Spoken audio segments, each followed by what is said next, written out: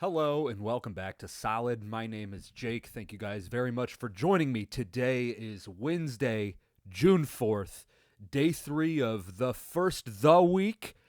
What are we? The Tomorrow is the 5th, 6th is Friday, Saturday, Sunday. 4 days away. 4 days. That was way too hard for me to count to 4, especially using my fingers. Anyway, we are 4 days away from the Battlehawks playing the DC Defenders in the XFL championship game. Today we are doing a ReKawp of the Week 3 game between the Battlehawks and the Defenders. Not doing a ReKawp of last week because that game was a piss storm. Starters didn't play and everything was ugly. And also, we just saw it. And that was a game that the Battlehawks won. And we want to focus on the game where the Battlehawks lost, and everything went poorly for them. Most everything went poorly for them. In case you needed a plethora of reasons to know why we're looking at this one. First and foremost, this game happened on April 13th. That was a Sunday. Let's see how long ago that was. Calendar. Why is all that popping up? Okay, so April 13th is 1, 2, 3, 4, 5, 6, 7 weeks ago. Yeah, I guess it'll be 8 weeks by the time that this gets played. So it's been a minute. All right, it's been a minute. And when I do a bird's eye preview for the game, so my plan is that tomorrow I'm going to do a bird's eye preview, and then on Friday I am going to do my awards. Not like on Monday I did the my version of what the UFL awards should be. On Friday I'm going to do my version, my cacaw of the year, my of the year, my you big old bitch of the year, my you're a total dumbass of the year, my well that didn't work of the year, my shut the fuck up Dean Blandino of the year. I'm gonna get all that stuff. I'm gonna do all that on Friday. But I'm splitting all these things up. I'm coming to you every single day this week.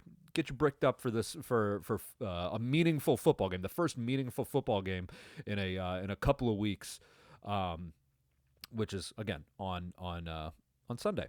So that's the plan. Okay, so I don't want to kind of mix up too many things with what I'm looking at with this game with what I'm going to talk about tomorrow, but I might end up doing that. So some of this stuff might get repeated a little bit. But this game is going to be 8 weeks ago. It's going to be 8 weeks in between the two times that these teams played each other, and it was a real football game. The Battlehawks lost in this one 27-15. If you remember, this was a game where a lot of bullshit happened. The Battlehawks turned the ball over 4 times, 3 interceptions, and a fumble.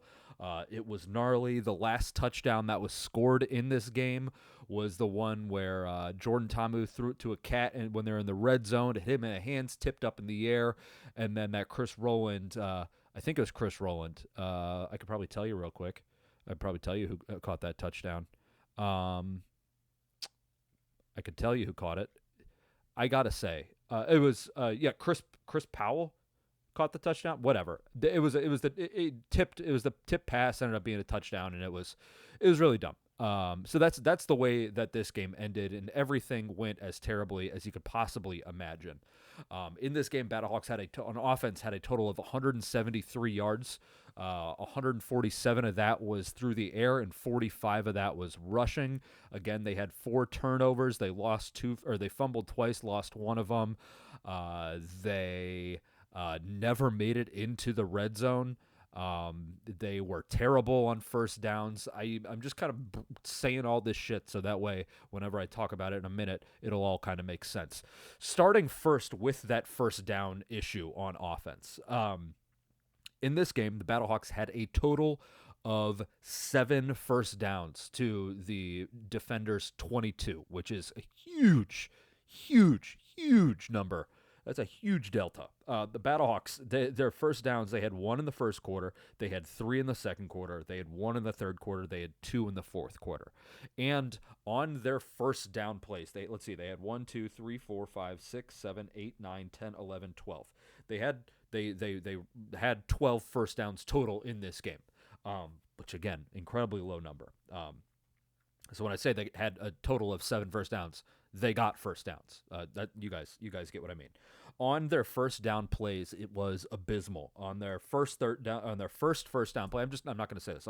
They went a 3-yard rush with Jacob Sailors, a 0-yard rush with Jacob Sailors, a negative -1-yard rush with Jacob Sailors, a 7-yard end around with Ja'Cour Pearson, a 3-yard rush with Jarvian Howard, an incomplete to Ja'Cour Pearson, which is a short pass, a 15-yard catch and run by Jacob Sailors, an incomplete, which was a throwaway by Manny Wilkins. Also, need I remind you, this was in week 3. Manny Wilkins was still the quarterback at this point.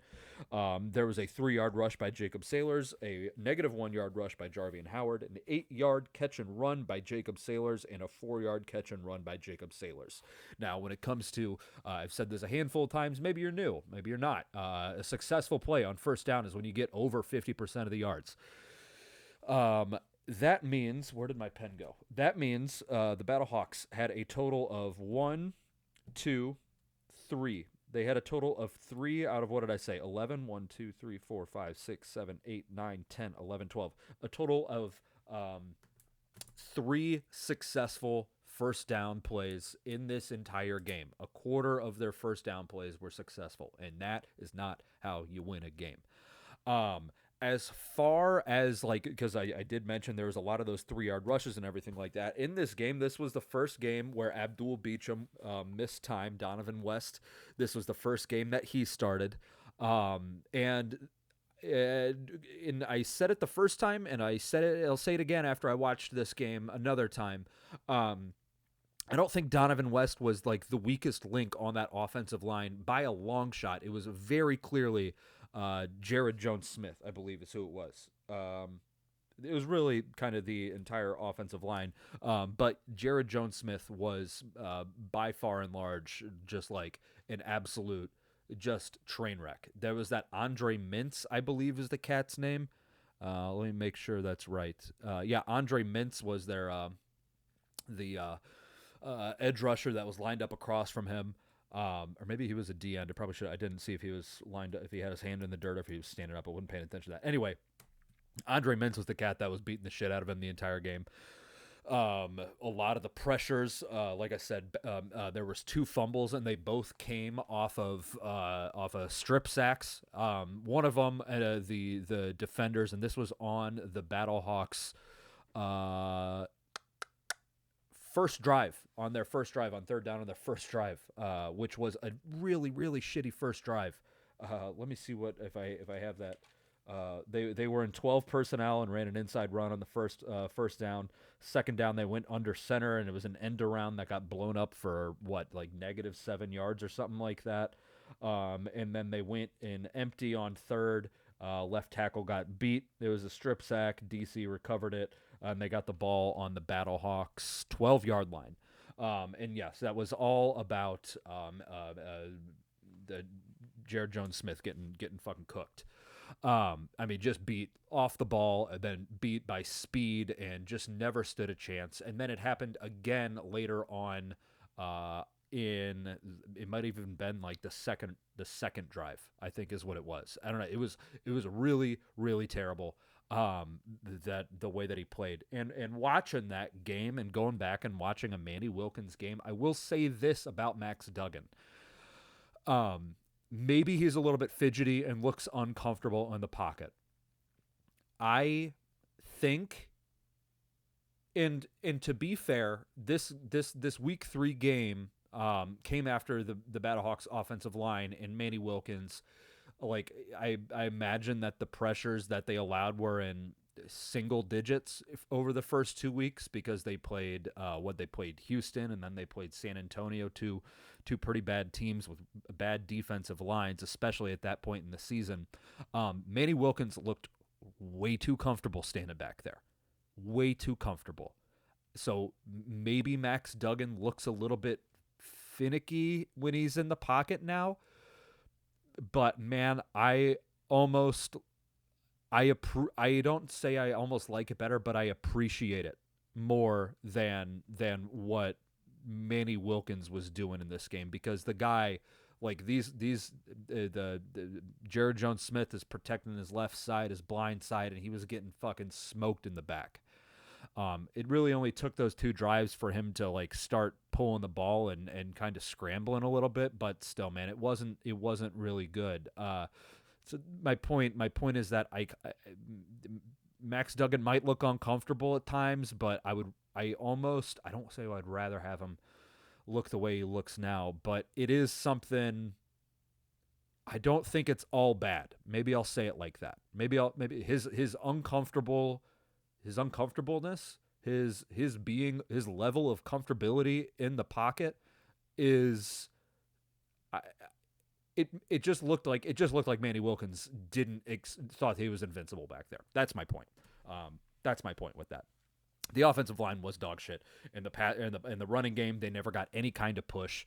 The defenders' defensive line beat the shit out of them. And I did look, and I gotta say, what I'm doing, I'm not trying to toot my own horn or anything here, but man, I'm a hero because the UFL really doesn't want anybody to look at the numbers. And honestly, I say that now. I'm thinking maybe it's because the numbers just aren't correct. I don't have any proof of that, and I don't think that they are correct. But I don't think that they are incorrect. But they very well could, because they make looking and analyzing this kind of shit just about as difficult as anybody possibly could. Like, if you want to go and like look at literally any other sport, you can go to their website or you can go to ESPN and you can and look, and you can sort things. Like I said yesterday, if you didn't watch yesterday, I don't blame you. It was just me reading a bunch of numbers and had really nothing football wise to it. It was just numbers and shit. There's a few football things, but it's mostly just numbers and shit. I don't blame you if you didn't watch it. By the way, if you are watching if you're listening to this and you want to watch it, you can go to Solid Pod on YouTube. If you're watching this on YouTube and you want to listen to it, go to Apple or Spotify and look up Solid on there. Okay. Trying to find like what was I saying? If you want to like look and see how a team does like in any given week, you can like search it. You can get that shit set up. Like if I want to see how the Eagles do, like I'm gonna do this just right now. I'm gonna go to ESPN.com. I am going to click on NFL. I'm going to click on Philadelphia Eagles. I am going to go to stats. And then I can see what every quarterback has done, what every player has done during the entire season. I can go to schedule, and then I can go to the 2024 schedule, and I can see who the leaders are and everything. If I want to go and see what Jalen Hurts did every single week in and week out, I can go to his game log and see that he threw for 246 yards against the Washington Commanders when they won 55-23 in the NFC Championship game. All right, I can see all that stuff right there, and I can't do that in the UFL. I have to go to every individual game and go to every individual fucking stat line. It takes like 9 clicks to do all it. It's so this is old man yelling at a cloud. My point is, you're welcome. Anyway, DC average their defense, or I should say this: opposing offenses against DC's defense this year averaged 193.4 passing yards per game, 117.8 rushing yards per game, and 22.4 points per game. In this game, like I said, the Battlehawks only had 147 passing yards well below what DC's average was. They only had 45 rushing yards, less than 50% of what DC's average is, and 15 points. And that's a touchdown less than what the DC averages. So my point is that this was both a man. I was thinking about this. I'll say the first one. This was an anomaly for maybe not an anomaly. This was an outlier for what that DC defense is capable of. On the other side of that, this was what I believe to be the Battlehawks' worst game of the season. And I'm saying that the next week they went to Arlington and had a total of 157 total yards and how many points? And 15 points, which was the same number of points as this game. But that game, Manny Wilkins got hurt, and they were using less of a playbook. So with that context, I believe that this was the Battlehawks' worst offensive and what I think their worst defensive game of the season. With that, I'm not taking into account the Week 10 game because, again, bunch of hogwash. So you guys get it. I feel like I said enough with that. So I talked about the first downs. I um, talked about the defensive line. Manny Wilkins was dog shit in this game. Threw the 3 interceptions. All 3 of them pretty bad ones. I think initially my thought was I'm okay with a quarterback throwing interceptions like that. But then when I went back and rewatched it for the first time, I was like, oh no, these were really bad interceptions that he threw, and they looked even worse this time. There was one that they were all really bad. There was some where he's leaving the pocket too early, leaving a clean pocket too early, and throwing the ball late and not necessarily across the field, but throwing back towards the middle of the field. Not seeing safeties, not hitting the tight ends that he needs to hit. Man, it was all kinds of bad. In this game, also, this was in the middle, which, to be fair, the Battlehawks have cleaned this up a little bit. This was in the middle of their throw the fuck out of screens and balls behind the line of scrimmage. In this game, Manny was 8 for 8 behind the line of scrimmage, which cool. And honestly, there was probably even more than that, given that sometimes he throws the ball behind his body and it counts as a run. Let me see if any of those things pop up here on this thing. Yeah, Frank Darby, the end around. Well, that was an end around. My point, I guess, with this offense was dog shit. And Manny Wilkins did throw. He was 16 for 29 for 147 yards, 1 touchdown, and 1 interception. His touchdown that he threw was beautiful, had pressure in his face, which is not what you want. But he did hit Frank Darby on the goal line on a double move, and it was really, really good looking. But like I said, he threw for 147 yards. Now, that number does not tell the story. Because of his 147 yards that he threw, 107 of those were yards after the catch. Cool. You throw guys open, and sometimes yards after the catch should go to what the quarterback's passing numbers are. If they're throwing guys open, that's a good thing. Unfortunately, 92 of those yards after the catch were from Jacob Sailors. And what we know when a running back is getting yards after the catch, it's not because he's getting thrown open. It's because he's a relative check down. Now, in my mind, I think that their check down routes in this game were not good. The check downs weren't hot routes. And I think that they've done a little bit better with some hots lately, but it was kind of just dumping the ball to the outside. The Jacob Sailors, he had 92 of the 107 yards. He had 92 yards by himself of the 147 passing yards. So if we do a little bit of quick math here, 92 divided by 147, Jacob Sailors by himself was responsible for 62.6% of the passing yards in this game. Once again, should be the UFL MVP, but won't be. So the passing game in this game sucked. It was an incredibly predictable offense. The cornerbacks were jumping things right as the ball was snapped. It seemed like they knew exactly where the ball was going. To me, based on what we're seeing now, the offense is a little bit more creative, I think. They're in Manny Wilkins, not necessarily a +1 in the run game. He was, but he was not like the running threat that Max Duggan is, where Manny Wilkins kind of made his money while he was running was when he was scrambling, and with Max Duggan, the read options and the design quarterback runs are where he's kind of a weapon. So I think it's going to be different in this. I don't think it's going to be different. It's definitely going to be different this Sunday. Also, Hakeem Butler was not playing in this game. So, I mean, you take away a big target like that, and things are going to look bad too. But yeah, man, all in all, the offense just looked, I mean, it was just such an absolute shit show. They never got anything going. Let's see. Yeah, I mean, without going, I don't necessarily want to go into like the passing schemes and everything like that because I've already been talking for 20 minutes on the offense but I do think that I think that it's going to be a lot different. I think that the way that the offense is pushing the ball a little bit more downfield now, I think that's good. Again, they've kind of stopped with the passes behind the line of scrimmage. They were trying to do some cute shit in this game on the one fumble that Manny Wilkins had. It was like a fake end around, which didn't work for him last time. That they did it like the drive before, like I said with what I said with Frank Darby.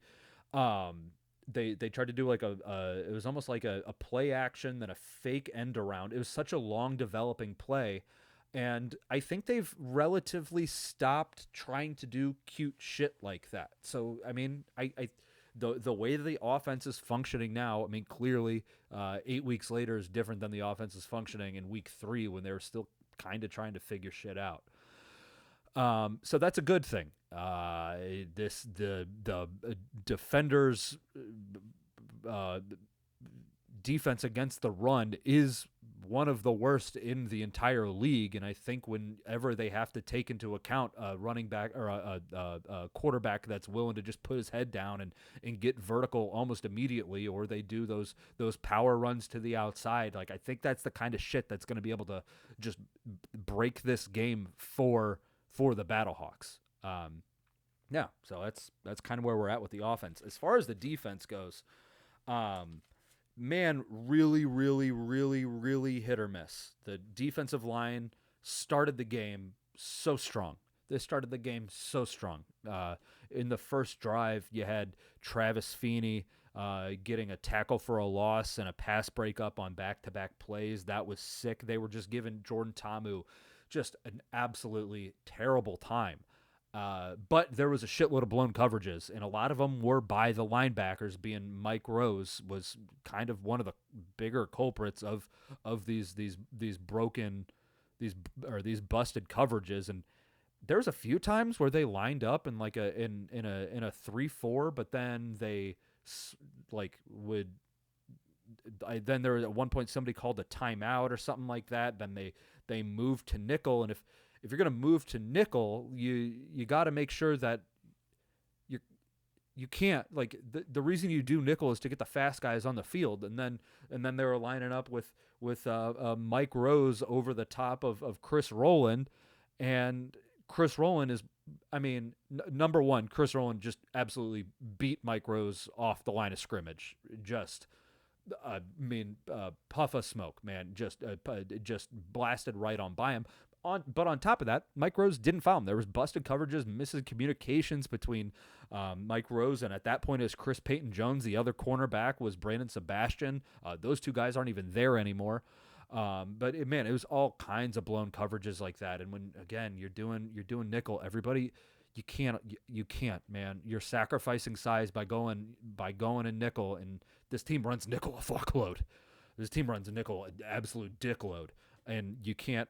They've gotten better. They've gotten better with their coverages and stuff like that. So I do like that. But they did get lucky with Jordan Ta'amu. I mean, they probably should have scored like after Manny Wilkins that first fumble, the first turnover where the defenders got the ball on the 12-yard line. They ended up just kicking a field goal because they had 3 plays where Jordan Ta'amu, hey, have you heard this before? Overthrew his wide receiver.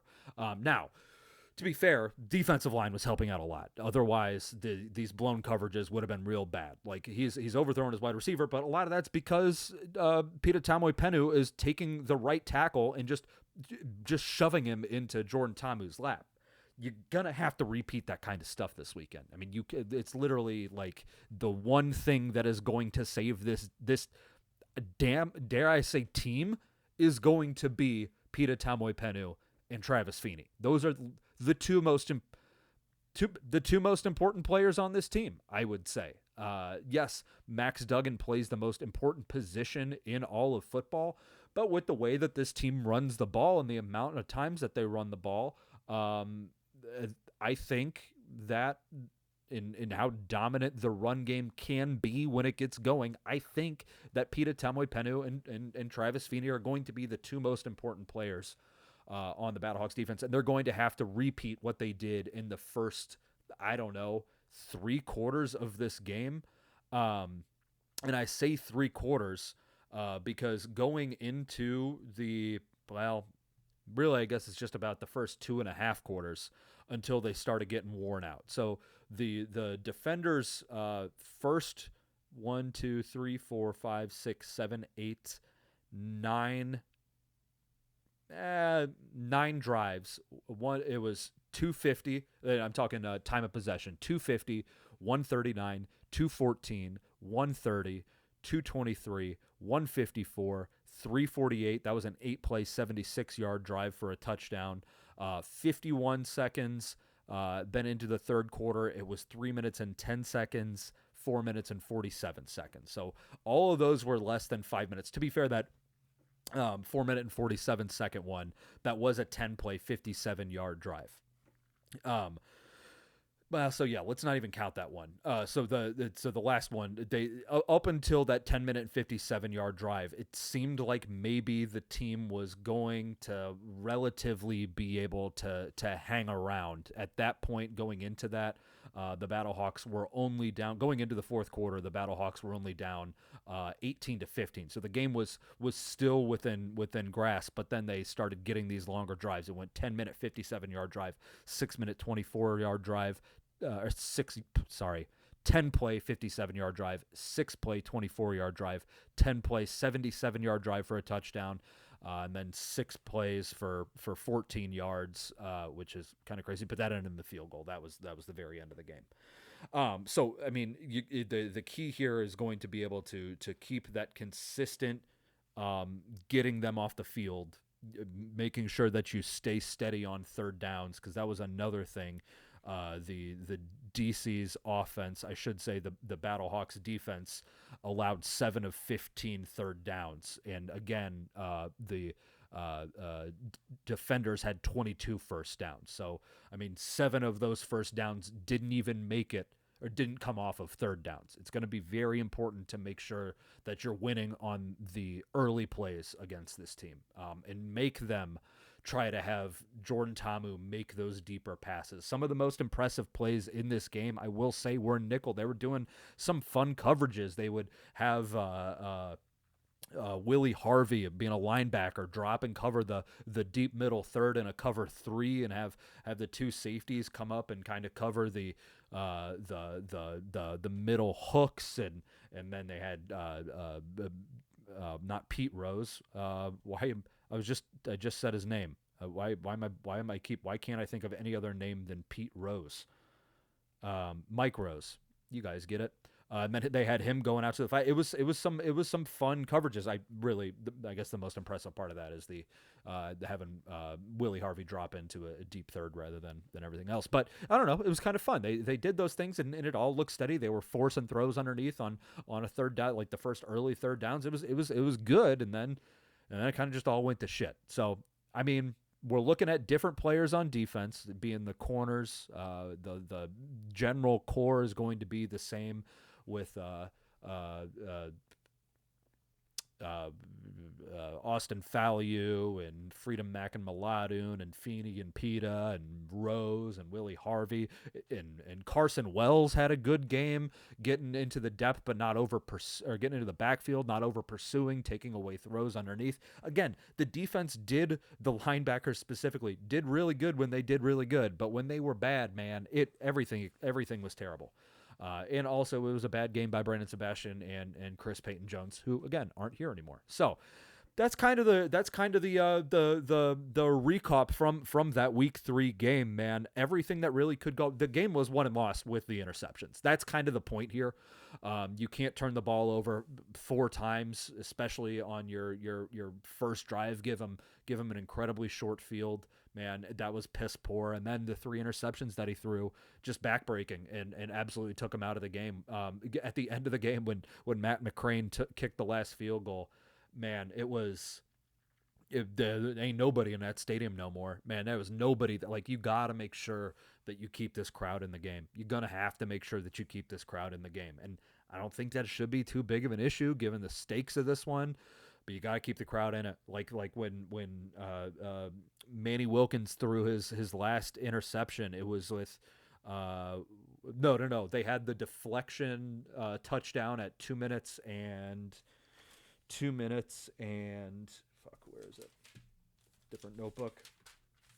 A lot of paper on my desk in front of me. The deflection TD was with 2 minutes and 23 seconds left. Manny Wilkins threw that last interception with 1 minute and 43 seconds left. So we're talking